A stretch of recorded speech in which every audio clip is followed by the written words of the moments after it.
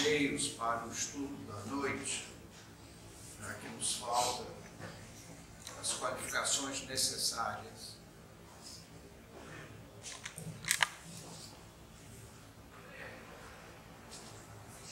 A diversidade dos habitantes da Terra é muito grande.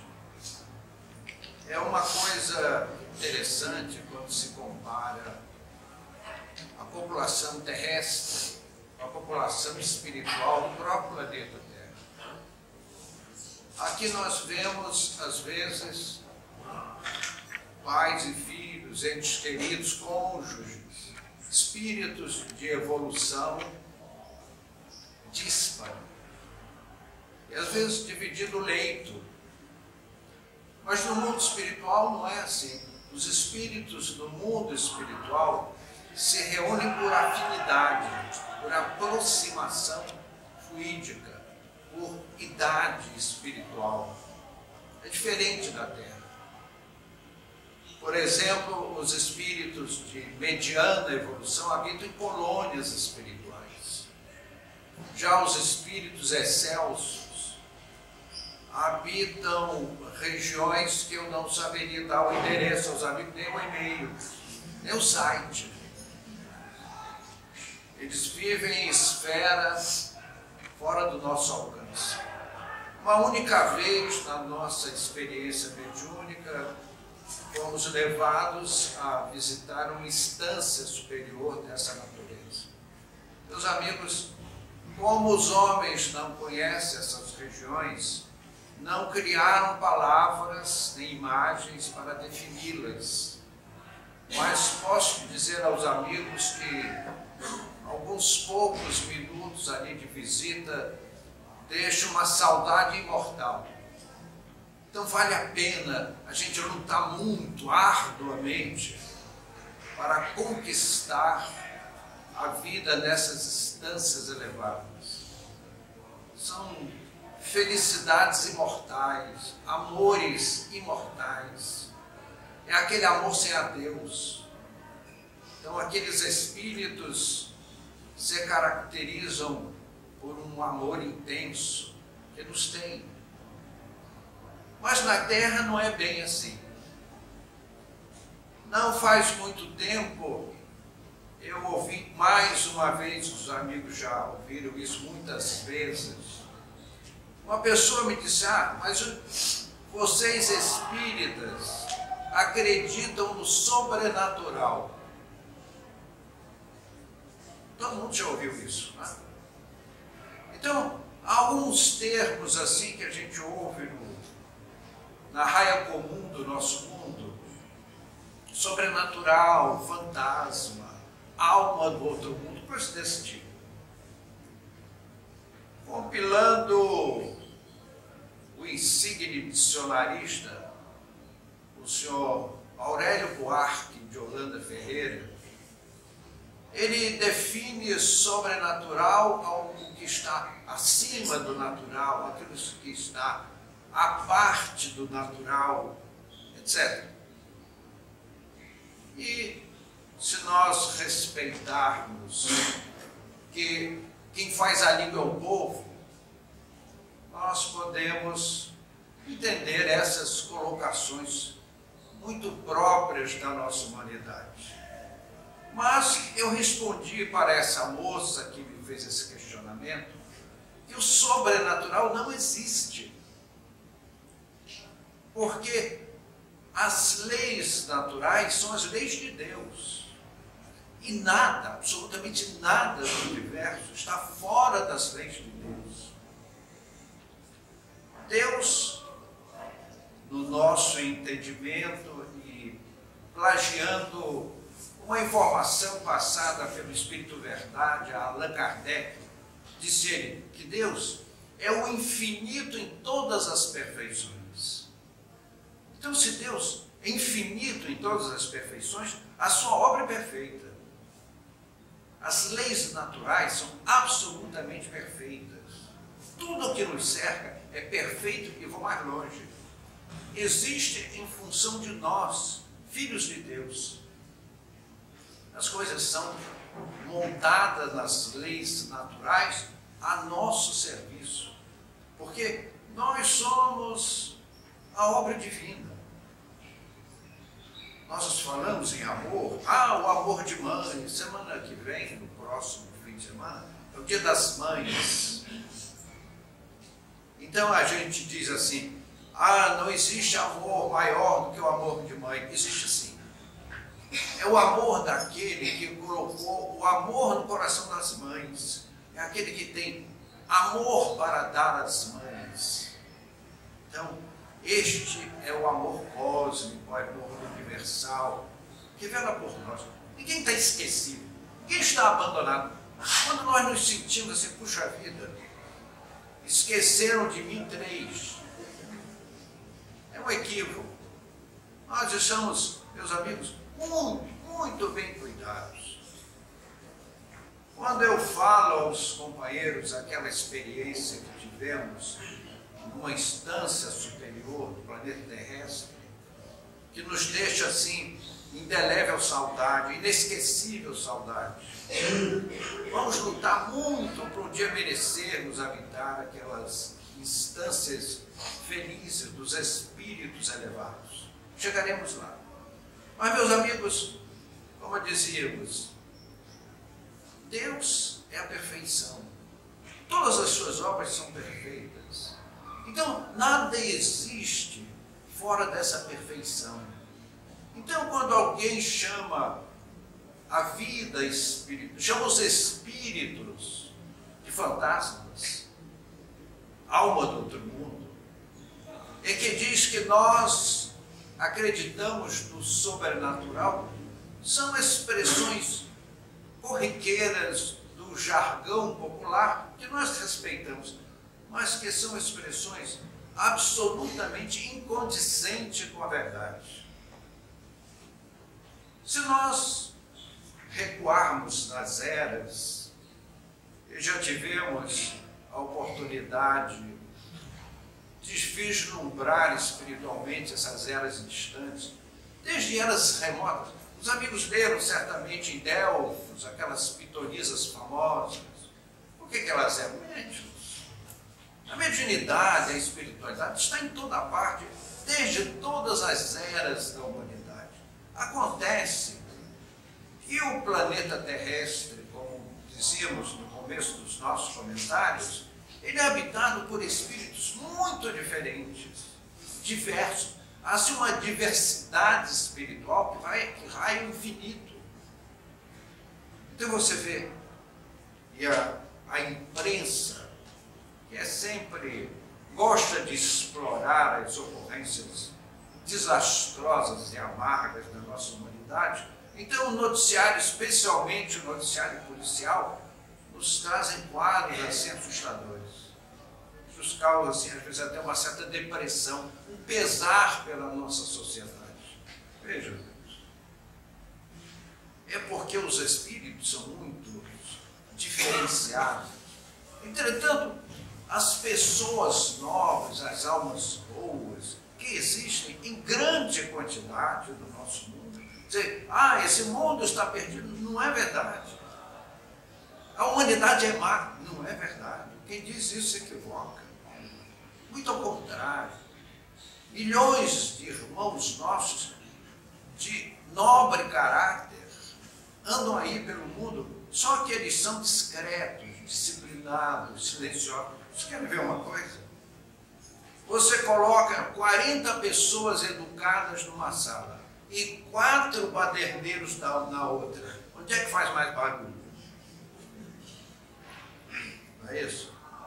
Então parece que o mundo está perdido. Isso não é verdade. É um grande equívoco. Então, todos nós, filhos de Deus, nós vamos devagarinho conhecendo as leis divinas, passo a passo. Não é à toa, ou não foi por acaso, que os administradores do planeta nos enviaram missionários que nos deram o microscópio. E os homens de ciência ficaram atônitos ao descobrir o verdadeiro universo, que parecia não existir. Eu li um livro escrito em 1800 e qualquer coisa por Afonso Boé, cujo título era Magnetismo Curativo. E sendo ele um estudioso da espiritualidade, ele negava o mundo microbiano do seu livro e tentava justificar sua tese. Veio o microscópio e derrubou todas as teses que negam a vida infinitesimal. Então, meus amigos, o senhor Afonso Boé deu uma bela contribuição ao exercício do magnetismo, à mediunidade, e era um cético quanto à vida microbiana. E hoje, até os estudantes de mediana cultura vão lá no laboratório da escola para ver aquelas minhoquinhas pequenininhas se movimentando no meio líquido. Então surgiu todo um universo de Deus para o nosso estudo, o nosso crescimento. Mais tarde, aquelas lunetas ridículas de Copérnico, Ptolomeu nos trouxe o sistema heliocêntrico, porque ele era mais ou menos deficiente de um dos olhos, né? Era mesmo. Mas Copérnico, mais à frente, com instrumentos ópticos mais avançados para a época, mas para nós hoje seria um brinquedo para as crianças do maternal e jardim. Copérnico se vira no túmulo quando ouve falar do Hubble, que é aquele imenso telescópio que tem mais uma vida útil de alguns 4 ou 5 anos ainda para ser substituído, e que nos traz imagens em 3 dimensões, em alta definição do universo, com informações de estarrecer. E é dessa forma que, passo a passo, nós vamos avançando na ciência. E mesmo aqueles espíritos retrógrados, primitivistas, vão se atualizando em conhecimentos científicos, desenvolvendo a sua inteligência e, quem sabe, com a misericórdia de Deus, desenvolvendo também os seus sentimentos. Então, meus amigos, tudo isso vai clareando, trazendo luz ao nosso entendimento, à nossa alma. Então, meus amigos, sobrenatural não existe.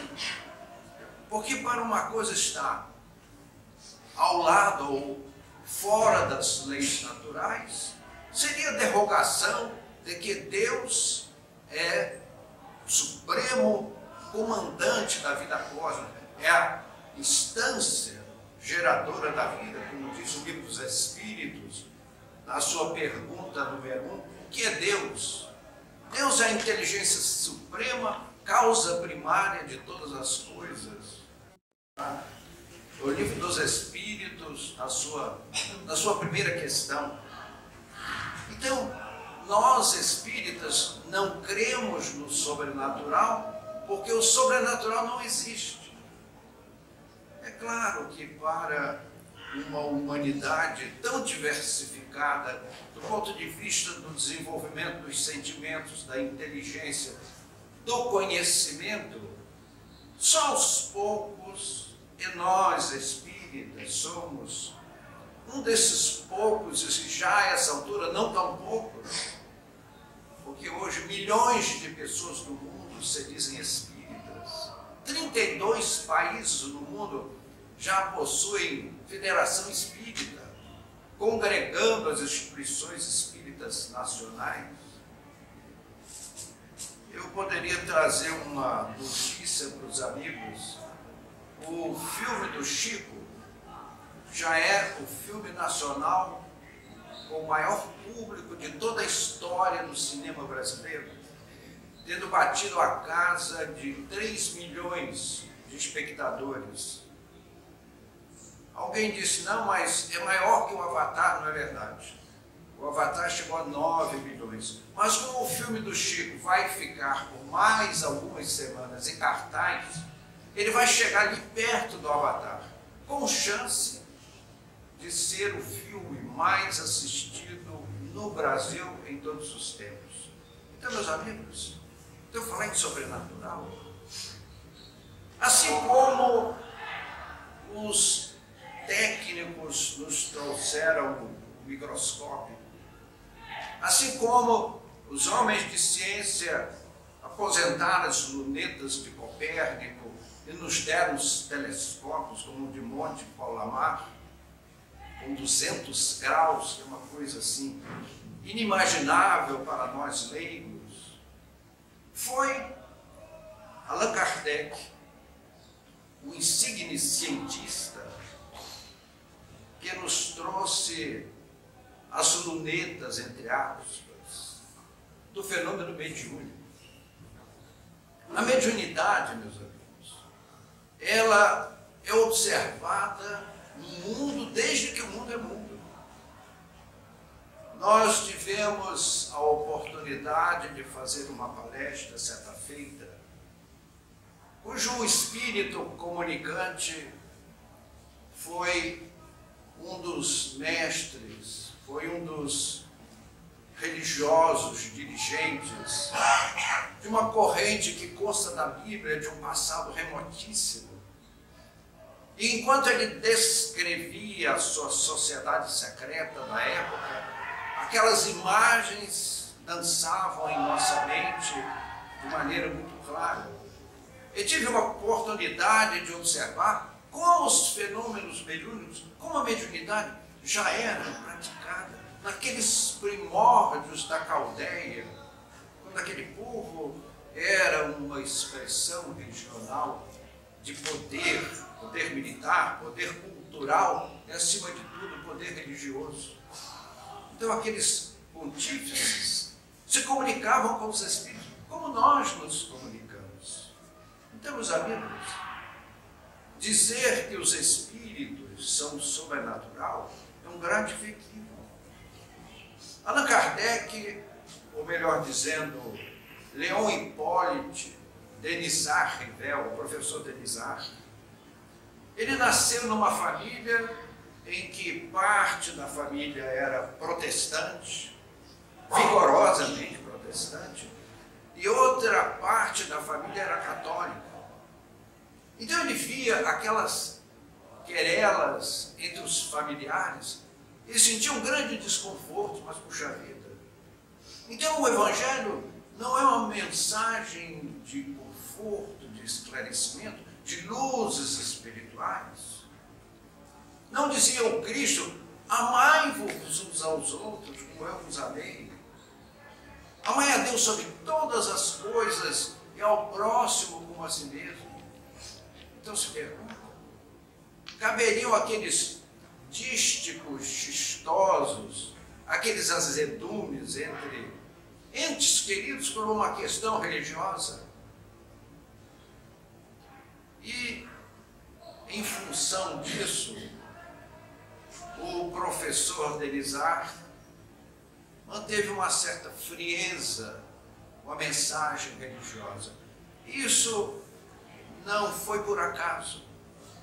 Allan Kardec, uma alma estelar, que veio como outros homens de ciência nos trazer quinhões de progresso à nossa humanidade terrestre encarnada. Então, vejam, amigos, para nós fazermos um comparativo evolutivo da personalidade de Allan Kardec, até 1854, Allan Kardec era, entre aspas, um cético, avesso a qualquer ideia de religiosidade. Em 1854, ele ouviu falar que os espíritos podem se comunicar com os homens, e ele só por uma questão de educação não deu uma gargalhada desse tamanho. Porque ele era um homem culto, era um mestre na Sorbonne, que era, à época, hoje ainda uma grande universidade, a época maior do mundo. Era o centro cultural do planeta em Paris, a Sorbonne. E não era elegante um mestre da Sorbonne rir-se de uma informação desse nível. E Allan Kardec foi convidado a ver os fenômenos mediúnicos. Meus amigos, quem não convive com a fenomenologia mediúnica pode até achar estranho que nós, médiuns, tenhamos tal identificação com os espíritos. Não é porque queremos, é uma missão que nos é dada pela vontade divina, pelos espíritos benfeitores que nos preparam antes da reencarnação para uma missão terrestre, porque erramos mais que as outras pessoas. Fomos criminosos terríveis no passado e, através do esforço mediúnico, queremos devolver à vida pelo menos uma parte do que tiramos do ontem.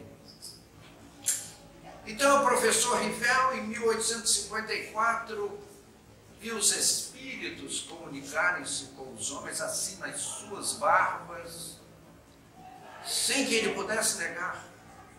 Aos primeiros fenômenos, ele começou a rejeitar os fenômenos. Ah, mas isso é uma nova lei do magnetismo que não conhecemos. Só que aquele magnetismo tinha nome. Só que aquele magnetismo escrevia. Aquele magnetismo respondia aos questionamentos. E como ele era um mestre, era um pedagogo, ele fez questionários, porque ele estava numa sala, ele, um grande mestre, e mais 4 pessoas de uma mesma família. Uma dona de casa, um funcionário da universidade e 2 meninas, 11 e 12 anos de idade. Então ele elaborou um questionário e começou a perguntar a quem respondia as questões, de uma forma a ir eliminando as pessoas. Facilmente fez perguntas que as meninas de 11, 12 anos não poderiam responder. E as respostas vieram as mais corretas. E assim, ele foi subindo o grau das perguntas até eliminar todos os presentes. E no final ele fez perguntas para as quais ele não tinha resposta. E a prancheta deu respostas as mais brilhantes, e ainda, sem que ele o perguntasse, nada dissesse: você pensa de tal forma e você está errado por isso, por isso e por isso. Ele disse: pronto. Aí o Kardec fez uma solene pergunta aos espíritos, mas afinal de contas, quem está respondendo? Porque ele imaginava que as respostas vinham da inteligência dos presentes. Mas quando ele chegou a perguntas, sendo ele o mestre da maior universidade do mundo da época, ele recebeu respostas brilhantíssimas. E o espírito comunicante disse: eu sou um espírito, mas como eu posso saber disso? O espírito respondeu, usando um axioma muito em voga no vosso mundo: não há efeito sem causa. Todo efeito tem uma causa. A chuva é um efeito, como causa a umidade que se condensa do ar e se transforma em gotas de chuva e alaga a cidade de São Paulo. Vocês não sabem disso, mas isso já aconteceu uma vez, pelo menos. Então, meus amigos, não há efeito sem causa. E aqui está um efeito inteligente. São respostas a questionamentos complexos. E quem tem inteligência são os espíritos. Porque os espíritos são os homens sem os corpos. Aí Allan Kardec jogou a toalha. Ele não tinha mais o que questionar. Ali estava provado a ele que os espíritos se comunicam. Meus amigos, já projetei aqui nesta parede fotografia dos espíritos materializados. Durante anos, conduzi uma reunião de efeitos físicos e materializações. Eu tirei pilhas, assim, pilhas e pilhas de fotografia dos espíritos materializados, muitas vezes, entes queridos das pessoas presentes. Eram noites de grande emoção. Então, meus amigos, O fenômeno mediúnico se prova por duas razões. Primeiro, pela sua lógica, pela sua filosofia esclarecedora, sua lógica contundente. E como se não bastasse, os espíritos se apresentam fisicamente, movimentam objetos, às vezes mesas pesadíssimas, na presença de Kardec e na presença do nosso grupo. Os espíritos suspendiam móveis pesadíssimos, transportavam objetos da casa das pessoas, e a cada pessoa entregava o objeto que a pessoa tinha certeza de estar em sua casa. Era um objeto conhecido, uma chave, um anel, um brinco, coisas pequenas. Então, meus amigos, não há sobrenatural. O Espiritismo nos mostrou, na sua mais contundente e formidável informação, que os espíritos, eles são parte das leis naturais. Eles não são algo místico, fantasioso, quimérico. Eles são o que nós somos. Nós migramos do mundo espiritual para a Terra e vestimos, através de uma matriz uterina, um corpo de carne, para vivermos na Terra. E por que assim? Porque isto é bom para nós, é porque isto é necessário, é porque, através desse expediente, nós evoluímos mais rapidamente. Certamente você, meu amigo que me ouve, tem alguém que você não gosta. Quer apostar? Eu aposto. Quero que alguém diga, não, eu amo profundamente todo mundo que conheço. Eu duvido que alguém diga isso.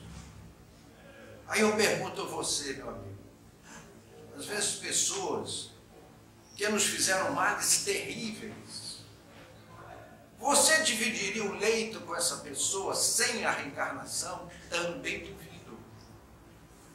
Então é por isso que o corpo de carne é um quebra-luz. Ah, eu não me lembro. Meu filho, você não se lembra? Dê graças a Deus. Porque quanto mais para trás, pior nós fomos. Não tem bom nisso. Todos nós tivemos um passado terrível. Degolamos pescoços.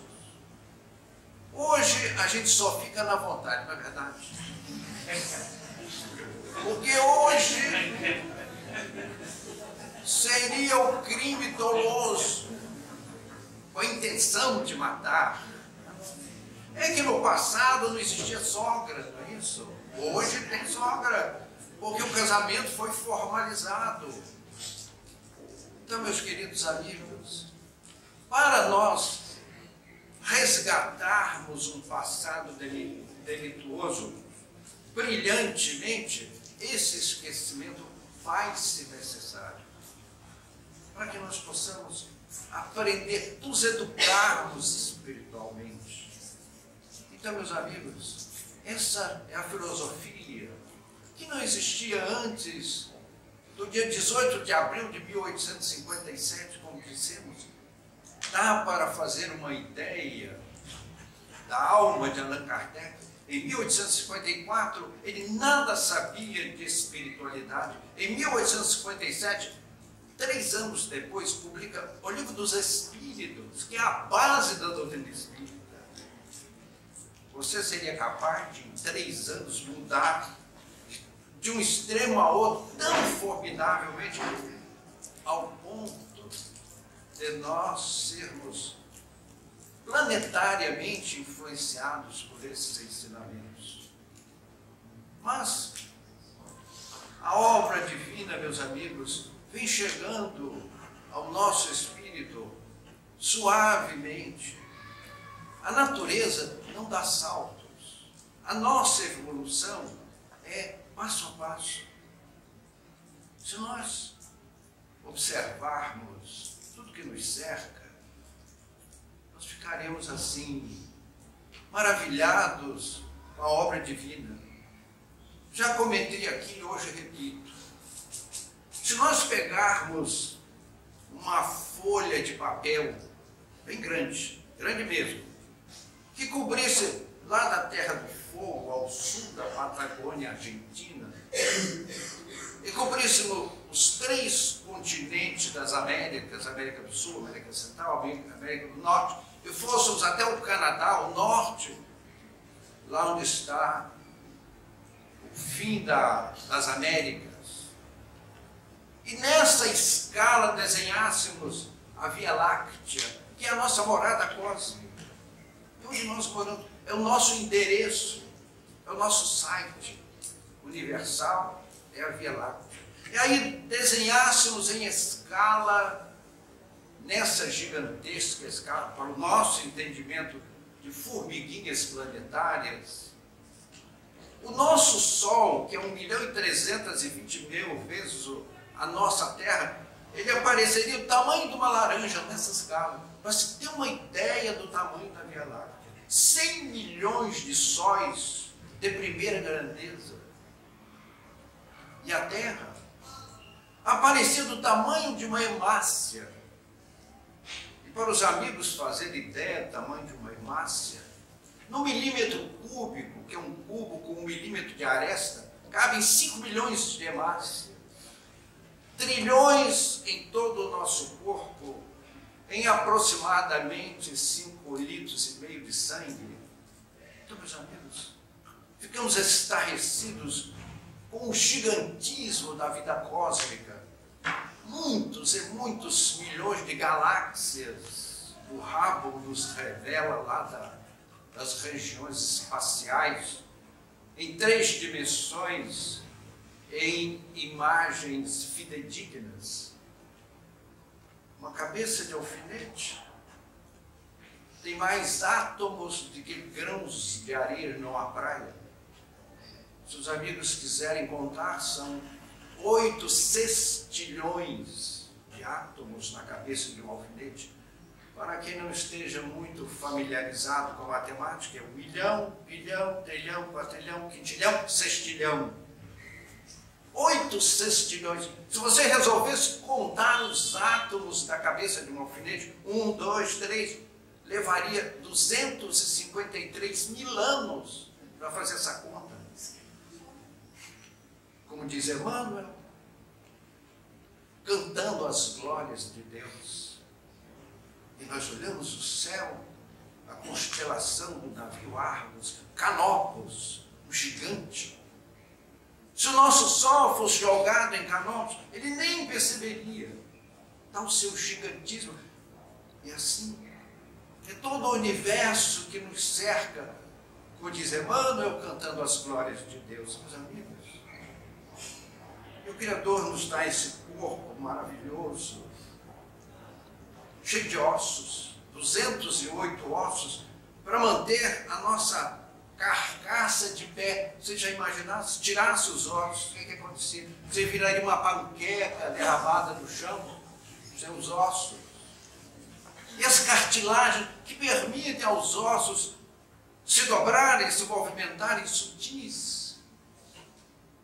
E os nossos pulmões a sugar o oxigênio que vai aos alvéolos. E ali é um tecido mágico, o tecido alveolar, que ele é transparente aos gases, permite que a água e o carbono vão fora da corrente aérea e absorvem as moléculas de oxigênio, que em 2 circuitos, um vai ao cérebro, porque o cérebro tem uma fome de oxigênio que não tem tamanho, e depois todo o cosmo orgânico. Meus amigos,